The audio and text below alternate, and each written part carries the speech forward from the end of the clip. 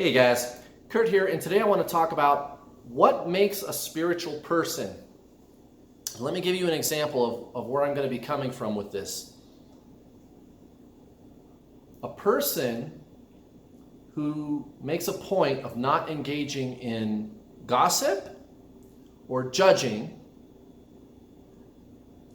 well, that doesn't make you a spiritual person. Not gossiping and not judging doesn't make you a spiritual person. How it works is being a spiritual person makes you want to not gossip and judge. And there's plenty of people that aren't necessarily spiritual who don't do those things. But what I'm trying to get at today is the sensibility out there in the general spiritual community that what makes you spiritual is certain habits or ways of thinking, the clothes you wear, the places you go, the people you hang out with, and the food you eat. But you could be the most egotistical person ever. And you guys, I'm sure all of you watching know that they're everywhere. These people are everywhere. What makes you spiritual is your spirit, your soul. What else would it be? You have to align with your soul. And if you want to know how to do that, a good place to start is to read two books, The Power of Now by Eckhart Tolle and Conversations with God by Neil Donald Walsh. Those two books right there will totally get you kick-started on how to align with your soul, to practice presence and be present. And you just make a habit of that. It's a shift in your energy. What I'm trying to tell you is that you cannot think your way there. You're a three-part triune being, body, mind, spirit. If you're trying to figure out how to be spiritual and make sure that you're being spiritual, that's not spiritual. You're not going to understand what it means to be a spiritual person. The mind is what does understanding. The soul does not do understanding. The soul does being. And when you embrace spiritual ascension, embrace your spiritual ascension, you're shifting your total energy field. It's a shift in your energy. You cannot think your way there. And it's a process that can be very gradual. But you have to embrace that. And over time, your consciousness increases as you're ascending, being present, shifting your consciousness more and more into being, into your soul. I can't tell you, well, let me rephrase that. There's no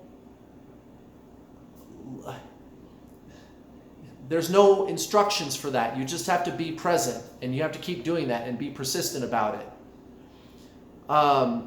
There's no figuring out what to do. And I guess really the topic of this video is people who think that if they have certain habits that makes them spiritual. It doesn't. Even if you meditate, if you're sitting and meditating, that doesn't necessarily make you spiritual. It's energy. It's something else, guys. It's consciousness. Your soul is pure consciousness. And you have to align with that. If you want to know what I'm talking about, there's a movie on YouTube called Samadhi, S-A-M-A-D-H-I. Samadhi, S-A-M-A-D-H-I. Go watch that movie and read those two books. It's a path, it's a process to let go of the ego, to uncover the soul, to strip away layers of the onion, of the conditioning. And the more that you do that, the more light of your soul shines through brighter. Your awareness increases. Your level of consciousness increases. You awaken. And I can't tell you what that is. It would actually be an oxymoron for me to tell you what it is with concepts and ideas. But I can steer you in that direction by giving you those two books and also to watch that movie. You have to uncover that which is already within you. The ego is covering it up. The mind is covering it up. And the mind is immediately going to try to figure out how to acquire enlightenment. You cannot acquire enlightenment. Enlightenment is not somewhere that you can get to. It's what's in here. You have to uncover it. And that is a process, but it is you. You are spiritualism. That's what you are at your core, your soul. So it's not going to be, oh, I got to make sure to not do these things, and I got to make sure to not do those things. If you're truly, truly a spiritual person, you're not going to be doing those things. It's the other way around. Not gossiping or not judging somebody, for example, does not make you a spiritual person. A spiritual person makes you not do those things. Or whatever it is that we think of when we think of somebody that's truly spiritual.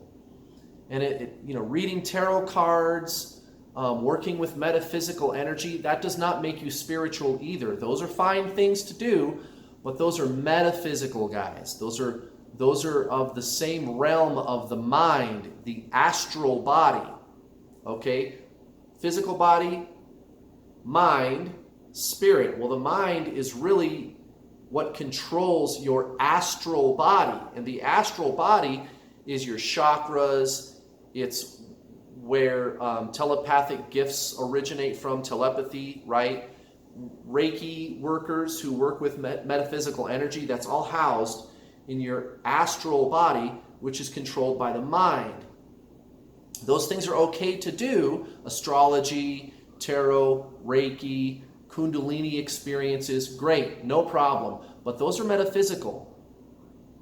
Now, if you align with your soul, which is pure consciousness, it's not a thinker. It does not think. It does not make decisions.